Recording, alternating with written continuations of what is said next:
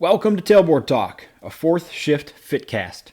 The mission of Tailboard Talk and the fourth shift fitness is to educate and train fire service personnel to increase durability and decrease the potential for injuries and their associated costs.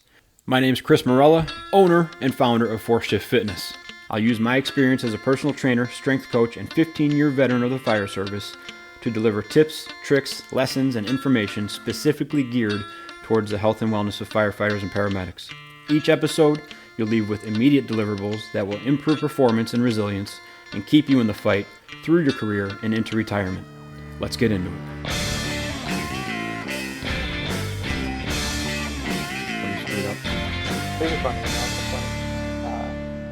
Off topic, but on topic is obviously it's an oven outside. Sid's been going to this adventure camp in Geneva. Okay. Just meets at one of the schools, and the company that runs the camp, it's just Geneva Park District, but they had to send out an email that basically said, like, stop emailing the schools about there not being air conditioned in the gyms that we're in. You signed your kid up for adventure camp, like, with all, and every description of it is something active, and then you complain when your kid sweats. It's just. I'm surprised they're even in a gym. You'd think they'd just be outside the whole time. We got, I can't remember if I told you when COVID was in kind of full swing, and then there was like the big mask lawsuit, and then some schools were opening up and some schools weren't, or whatever the case was. And then some daycares are governed by a totally different group. And so there was like 2 emails that came out from Nathan's school I could tell they were just the kind of email that, like, they probably wrote it 4 or 5 times and their spouse deleted it for them before they wrote like a palatable one. Cause it said, like, we really, really appreciate you guys making sure that we know what everyone else is doing and start off like that. And like, but just remember that we're not governed by, the school board or whatever. We don't have a superintendent. We're governed by daycare rules. So while we really, really appreciate knowing what everyone else around us is doing, I was like, oh my God, that's a heavily edited email that they eventually got out to publish. Those were just the worst, having to write those emails every 4 to 6 weeks when things were changing and blah blah blah. And then did you get a lot of feedback on them? Well, I know some people bucked it to the point of leaving, but like, I mean, most people were pretty. Most of the time, it's crickets. We had a few people that, they wanted to educate you. I'm like, trust me, like, I'm right now looking at this thing like 5 times a day to make sure that we're doing what we're supposed to do. Yeah. And any relief we can get, I'll know before you. But right. That's the way it is. Man, there's a lot. I mean, it's just one more conversation in the pile of conversations. As like a parent, that I was like, yeah, that'll be annoying when it gets there, and then it doesn't make it any less frustrating in the moment. That's for sure. I mean, how old is Sid now? Like 10, 9, and Nathan's 3 and Sawyer's 1. So you've been through, obviously, more than double what I've gone through so far with having a kid and trying to run a fitness business and also stay active. But I thought that was a good topic, was kind of how fitness has changed, or how you've changed your view of fitness since having a kid. Because mine's definitely, I've benefited from it. It's given me way more excuses not to work out, and I've been able to justify my lazy streaks much, much easier. But I'm at a point now, like 3 years in, where I'm like, oh, that was playing with fire a lot of times. Like, I could have gone severely the wrong direction. But so what kind of popped in your head when I texted you that topic? I was trying to think of kind of the timeline of how you do things, because obviously it kind of ebbs and flows. I shouldn't say that. It just changes depending on, what age they are and what they're involved in, and I think obviously mine's a little bit different, but I've been talking to Rick a little bit lately, because obviously with LGN closing, I'm trying to relocate some people, and just listening to some of the stuff that he was looking for in a gym. And then he's like, yeah, and then I got a kid coming. I'm like, man, that really handcuffs you if you don't own your own facility or you don't have your own equipment in your basement, So I got lucky in that, Sid was at the gym all the time, and I didn't have to worry about daycare or anything like that. We just kept her in her cage in the back and, ran sessions and whatnot. But, you kind of go through that phase until they get into like preschool or something that's half a day where maybe you get a little bit of time back for yourself to actually maybe go to a gym if you don't have one that has like daycare or something along those lines. Yeah. So you kind of have that like maybe like 0 to 4 years old where you're just doing what you can when you can. And then once you get to kindergarten, you get 6 hours of your day back every day and then have the opportunity to maybe seek some different options that you weren't doing for the previous 4 to 5 years. Yeah. Did you change your like your approach, or did you reframe your fitness at all? Because I mean, we talk about Raph a lot. Like he submerges kids into the strength and conditioning and coaching and fitness lifestyle, you know. Yeah, And I never got into the mode of like, all right, I need to get up and show Nathan what it's like to work out at 5 o'clock every morning or 6 o'clock every morning, and yeah, like immerse him in this. And then I just never got the itch to do that. It was always like, yeah, I want to get up and hang out and do our thing. And then if I get an hour or half hour later, I'll do something. But if he's watching cartoons and I'm working out, like that's fine with me. I never got into that like heavy let it influence and seep into your life at such a young age mindset. You know, I there's never struck a chord with me. no, my stuff with Sid has been mostly game type stuff. It's like if we're doing shuttle runs or something like that, like I'll let her set up her own like obstacle course or whatever she's doing, and she'll kind of mouse around and do that stuff. And then Yeah, when it's time to run shuttle runs or do some agility stuff, then I'll make her come over and do that with me, and then she goes back to doing her thing while I go do whatever lift I'm gonna do. But that's yeah. few and far between. Like I really don't. Um, I think the probably since COVID started, we really haven't done as much of those type of activities. Maybe a little bit during COVID. Yeah, it would have been because we homeschooled her for second grade. So at least this year, she didn't do any of that stuff with me because we were back on the regular school schedule and I was working out when she was at school. So, Yeah, um, at home, it's just more active stuff though. So uh, I do a lot. Obviously, I'm out playing soccer with her, or or we do a lot more like family walks or yeah. longboard or whatever it is. So not necessarily encouraging formal working out, just trying to be more active and do things that I wouldn't be doing normally if I weren't doing them with her. Do you count? Are there times where you count that as your thing for your workout for the day? Then like that that is kind of a slippery slope I fell into for a while. It was like, yeah, we'll go Yeah, for a walk after dinner, and that'll be my workout, And then yeah. that happens 3 or 4 times in the week, and then you might work out for half an hour beyond that, and you're like, yeah, you're telling yourself like, yeah, I got 4 workouts in this week, and then you look back, you're like, yeah, I really didn't do much in terms of extra activity this week, or compared to what I used to do. No, and I'll say like my structured workouts have significantly decreased in favor of just activity of something, whether when I have time for it. And so obviously, I know when she comes home from school, she gets out early. She's out at 2:15, so we're home by 2:45 and doing stuff, uh, most of the afternoon. But um, in terms of my own like formal workouts, it definitely transitioned to a lot more. All right, well, I got 20 minutes. I'm going to jump on the spin bike, or the old leave the kettlebell in the living room and do 10 rows off each arm when I walk past it type thing.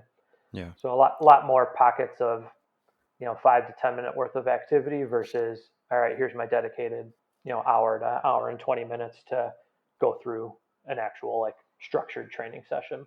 yeah. Um, but the downside of that is I couldn't tell you the last time I back squatted. It's been a year at least, Years, maybe right? Yeah, maybe more. And so a lot of my stuff is just kettlebell stuff and bands and stuff that I do in the living room or runs sprints out in the grass and stuff. But yeah. very very much less traditional strength and barbell stuff. Do you remember? I kind of remember when I realized that I was old. Um, it was when I went to go skate, and it was a rat hockey or something like that. And there was a bunch of young kids, and I was like, I'm just out here to work out a little bit and kind of break a sweat. And as soon as I said, I was like, ah, like I remember hearing a guy say that when I was playing juniors, and I was like, "What are you talking about? Like, this isn't the workout. This is just playing hockey, and then you go Yeah, work out afterwards for an hour or two, But this is just what we do." And then when I said that, I was like, "Oh boy, I've transitioned. Like this is my activity for the day now, and I've officially crossed over to being a either an old guy or just settling into what my life is or something." It was a very weird moment, but I remembered that probably happened like 5 or 6 years ago, where I was like, "Oh crap, yeah. that Mine was was uh, probably about 5 or 6 years ago. So Luke from the gym, I played. So I played softball a lot before Sid. I was playing, 4 and 5 nights a week, hmm, um, in different, rec leagues and stuff, pretty competitively. And then I, I don't think I took actual. I must have taken some like a year or two off. But then Luke, who was 10 years younger than us, probably yeah, maybe more, 12 years younger than us. Um, his college baseball buddies got a softball team together and asked me to play. And as I'm out there watching these guys like sprint and dive and slide, and I'm like station to station on the base pass. And then I think you remember I had that terrible like hamstring uh, explosion." explosion, where Yeah, my hamstring was bruised for like ever. yeah, Th- that was when I think I realized that I was old. And you know what? I was in the outfield because I mostly played outfield in softball, and I remember like looking up at fly balls and being like, I can't see. Like I don't know where this ball is. Like I'm not sure I'm going to catch this because my eyes are blurry. I'm like, I'm just too old now. my And, bifocals for outfield. yep, that's when I realized it. But in that though, I definitely used uh, softball as exercise then. But yeah, that's bad. I'm pretty nervous actually because for some reason I said yes to playing in the fire department charity tournament this year Yeah, in September, and I haven't thrown a ball in probably 4 years. So that's uh, awesome. I'm expecting that shoulder injury prevention training that we did last week to rear its ugly head in Ah, September. you did a bunch of reps that day. I'm sure they'll carry over 4 months Uh-huh. from now to be. I'm sure you'll be just as pliable as you were that day. Yeah, I'm sure. Yeah, dude. Um, so what do you see yourself now like as Sid's getting deeper and deeper in school and more time? Do you think you're going to get back to having more structured and regimented workouts? I mean, is that something you're missing and look forward to, or have you kind of settled into like, hey, this is a good groove and I like being active and I'm in a healthy place with my weight and my activity. I'm just going to keep on doing this. No, I'm pretty unhappy with myself right now, but it's it's a tough. I never dealt well with like consistent regimented schedules, Yeah, and so when Sid has this window, when I drop her off from school and then pick her up, and I have okay, that's my window to maybe work out, but also to because I don't like leaving work for when she gets home. So it's like that's when I do right, my work. I do uh, like for remote clients, it's workout time, it's lunchtime, it's Sadie time, it's any stuff around the house. And so 6 hours seems like a lot until you start doing all that stuff, and then all of a sudden it's not. And it's pretty easy in the beginning to just say, well, I'll skip my workout today because I'm going to do that. I'm going to work out tomorrow. But then that gets into like, oh, I only worked out one time this week. yeah, And I I would like to get back into a more regimented thing, yeah, but then I'm on the other side of it too. That I know people have been on where it's just fucking hard. It's like I know that I'm gonna be sore. Like I don't I don't really want like I don't embrace the suck like I used to. yeah, And when you do it by yourself, it's fucking boring too. And so it's like uh, it's still pretty easy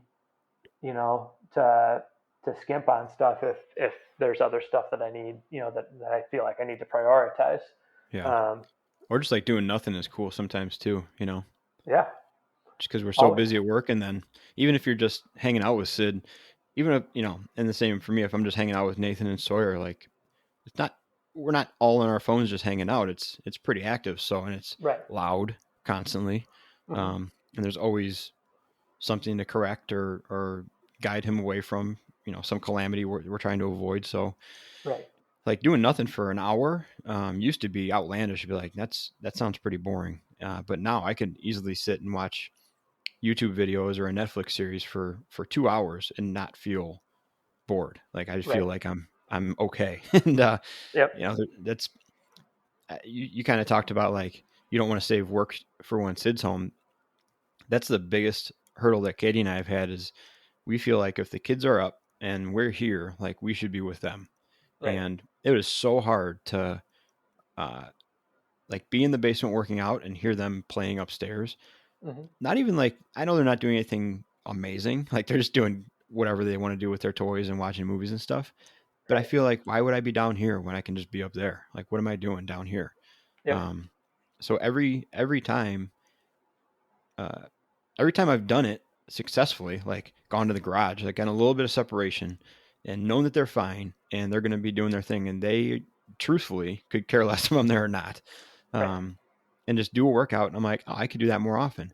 But that movement from like next to them to a house away from them and doing my own thing is like the hardest separation ever. And so all my fall downs in that have been like the inability of me to manage that FOMO and just go do it. And then, I hang out with him and Katie goes and works out and then we're all good. But man, that's Yeah. such a trap I've fallen into is like, well, if they're here and they're awake, I'll work out later, and then it's 9 o'clock at night. And you're like, I'm definitely not working out later. And then just another day goes by where you don't do anything.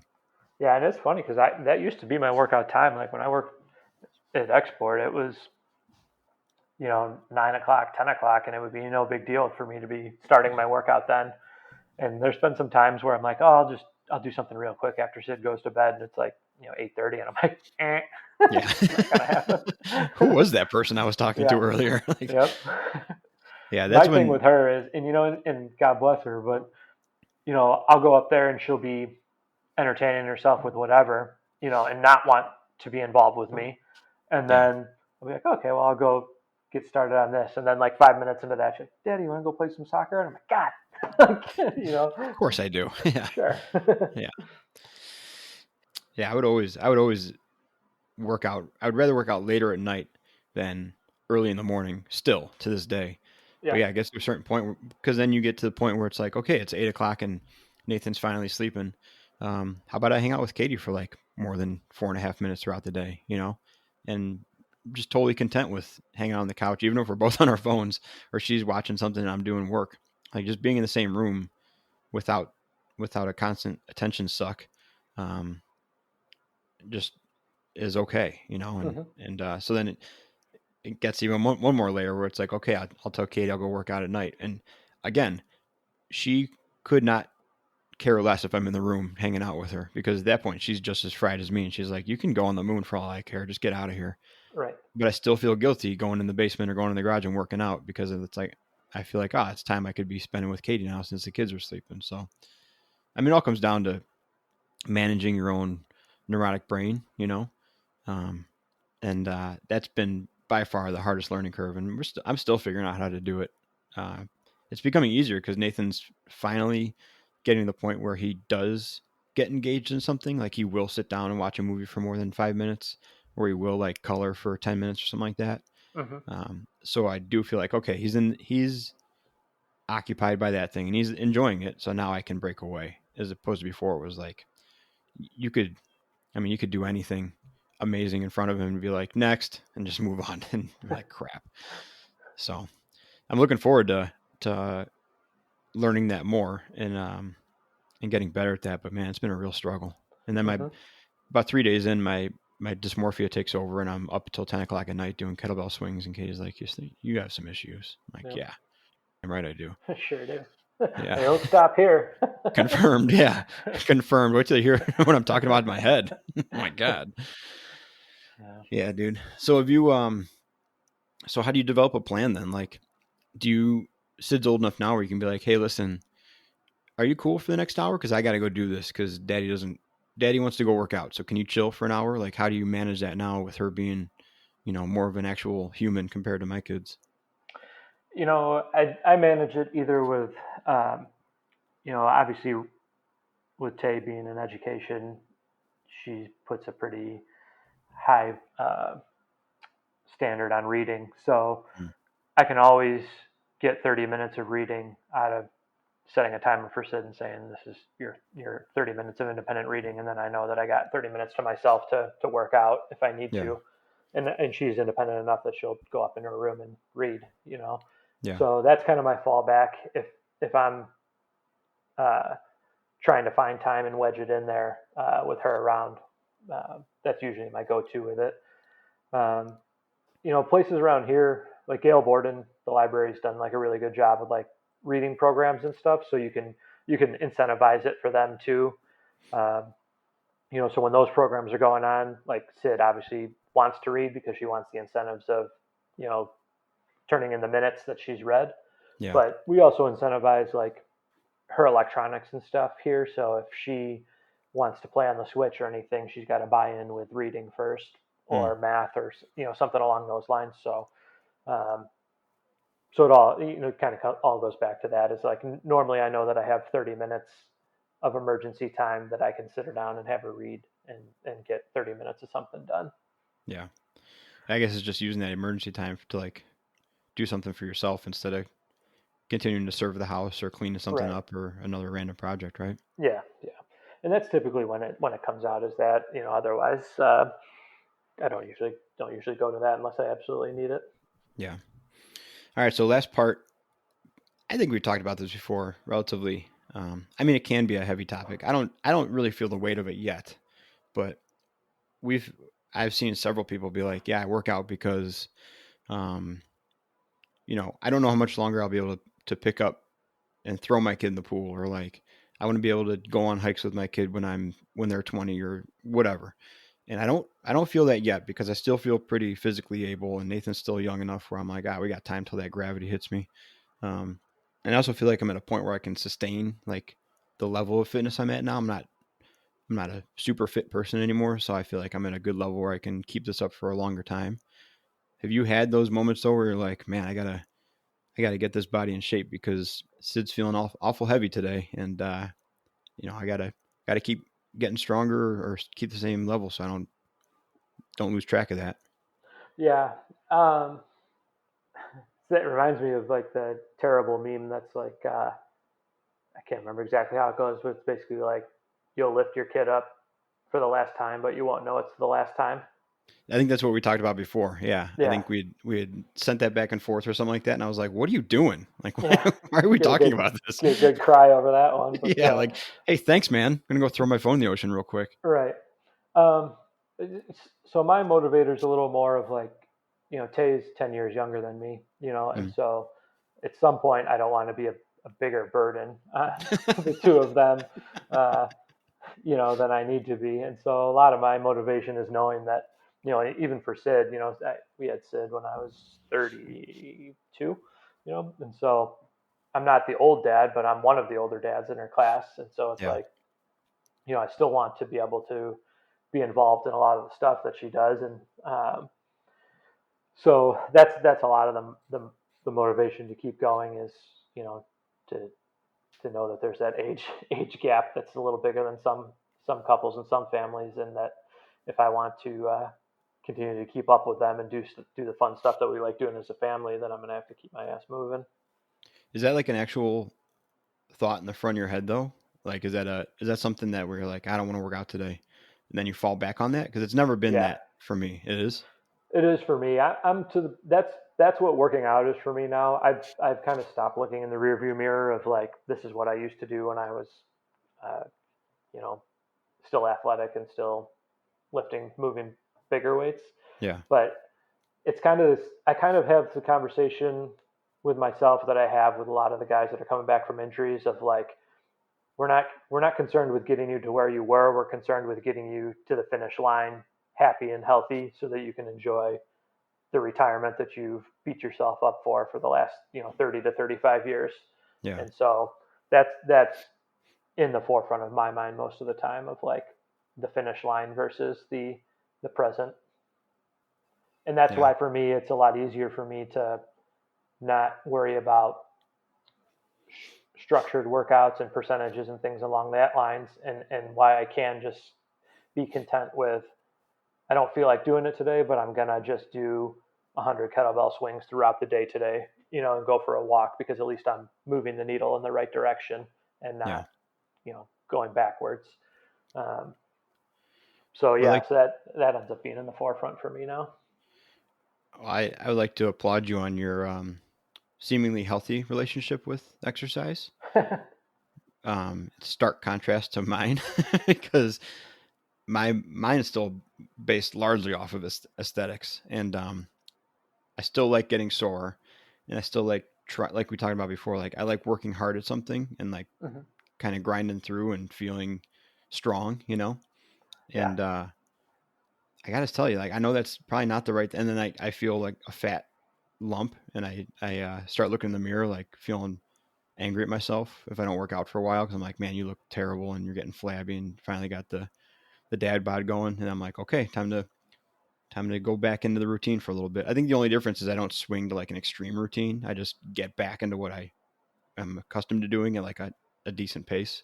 yeah, Um, but then I've used like Nathan getting older and us getting older and him getting bigger is like more of like a verification. Like, okay, cool, I can still throw him or I can still pick him up and carry him, no problem. Um, and then that thought leaves. Like I'm very good at being fleeting with my in the moment thoughts of like, cool, check that box, and next time it comes up, I'll check it again. And I yeah, don't dwell on that kind of stuff. But um, I I also don't think my relationship is that healthy on the front end that gets me to that point. So uh, I think as he gets older, maybe it'll change, and I'll feel that gravity a lot more, and I'll definitely, I hope I change a little bit and get to more where you are. yeah. Um, I but think a lot of my not stuff there is, yet. So we yeah. keep riding the lightning. I have a lot of like, it's based in fear too of like, I've worked with so many people who have been injured, and you see the look on their face, and it's like, I just want everything to not be in that situation ever, Yeah. and so I think that fear is a motivator a lot of times for me as well. Yeah. Man, well, I think that's pretty good. I mean, I'm excited to see where this goes as we get older and the kids get bigger and more active. And, um, we still have a lot of time left in our career. So this is something we can definitely revisit as we kind of change and go through the phases of our kids. But I think that's a pretty good kicking off point to bring up the subject. Yep. Do you want to leave a message for future Kurt? When like 5, 6 years ago when Sid's 15, 16, and you got to start thinking about throttling boys that are coming through the front door. I hope I have a better mindset than I'm sure that I will have. But, you know, I'm sure it won't be pretty though. Yeah. I guess I would tell future Chris, um, find a good therapist now, and uh, you know what? I'm gonna tell him to keep on going.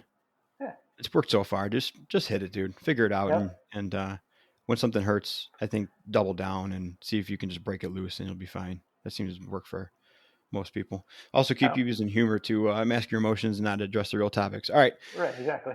If you guys need anything, don't be afraid to reach out. Fourthshiftfit@gmail.com, or you can hit up Kurt through Instagram. I'll tag us both on the posts. Um, any topics you guys want to hear, we'll be talking about stuff. We got some interviews coming up with some cool people, so stay tuned for that. And if you like what we're talking about, go to the Fourth Shift Fitness website and hit the Buy Me a Coffee button and donate to the show. Let Kurt and I know that you like the episodes and you like what we're talking about. So, all right, guys, talk to you soon.